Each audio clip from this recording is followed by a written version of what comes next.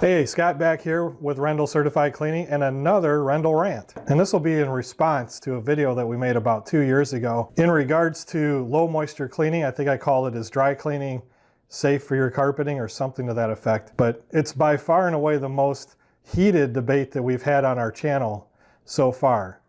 And so I'm going to address that rant right now. The main contention seems that people only watched a portion of it when I said, and which is absolutely true, where the manufacturer told us personally, if you use water on your carpeting, it will mold.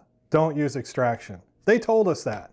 That's not a lie, not made up, completely true. As a matter of fact, I still see carpet cleaners sometimes out there, not in our local market, but in some markets saying, don't use water, you'll mold your carpeting. That's complete BS and you know it. And the other thing is, you guys and us, because we also use low moisture cleaning on occasion too, all of us do use moisture. It's just at a lower rate. There's hardly anybody out there using synthetic chemicals on your carpeting that are oil-based, volatile dry solvents. Nobody uses that on carpeting.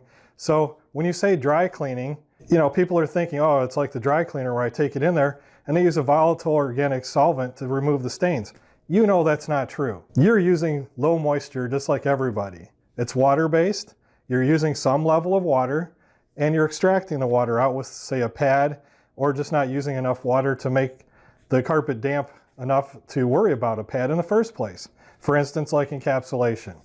Some of you guys want to pick on that one part where I said that the manufacturer, that carpet will mold when it gets wet. You want to pick on that and you want to dwell on that.